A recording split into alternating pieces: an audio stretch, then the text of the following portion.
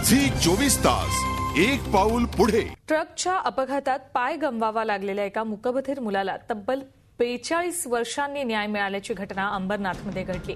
अंबरनाथ जवळ वडोल गावात राहणाऱ्या दिलीप म्हात्रे यांच्या लढ्याची ही कहाणी। मूकबधीर असलेल्या दिलीप यांना वयाच्या 7व्या वर्षी भरधाव ट्रकनं दिलेल्या धडकेत पाय गमवावा लागला।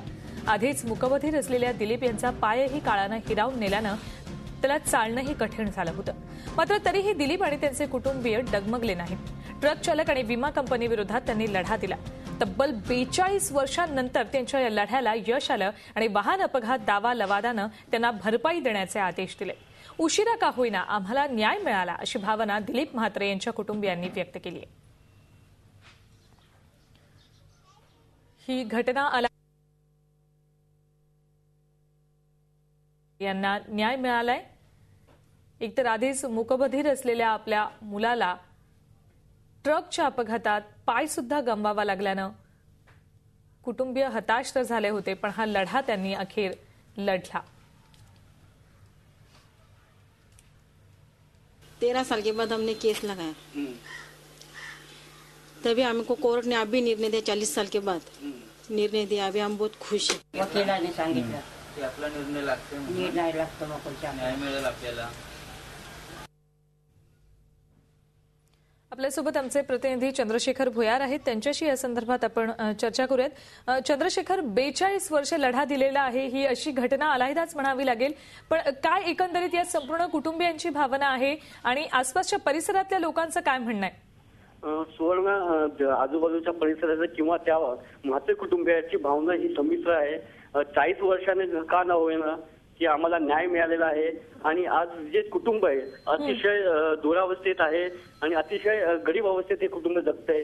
त्यानंतर आज त्यांना 1.5 ते 2 लाखाची जी मदत मिळालेली आहे, त्यामुळे कुठेतरी समाधान हे कुटुंब व्यक्त करत आहे। अगदी बरोबर आहे। अशा हलाखीच्या परिस्थितीत असताना ही मदत म्हणजे त्यांच्यासाठी आशेचा किरण म्हणावा लागेल।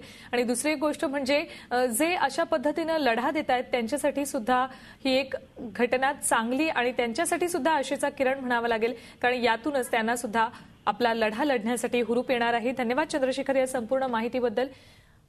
अंबरनाथमधल्या वडोलमध्ये हे म्हात्रे कुटुंबीय राहतात आणि 42 वर्षांनंतर त्यांनी त्यांचा लढा जिंकलेला आहे।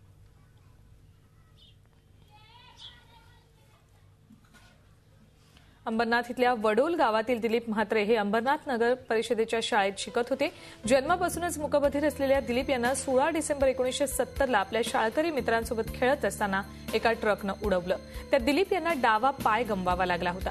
या नुकसानीची भरपाई मिळावी म्हणून दिलीपच्या कुटुंबियांनी सातत्यानं पाठपुरावा केला। मित्रांसोबत खेळत असतानाच ट्रकनं उडवलं दिलीप म्हात्रे यांना आणि त्यावेळेला त्यांना डावा पाय गमवावा लागला। 42 वर्षांनंतर का होईना नुकसान भरपाई त्यांना आता मिळणार आहे। दिलीप म्हात्रे अंबरनाथच्या वडोल गावातले रहिवासी आहेत।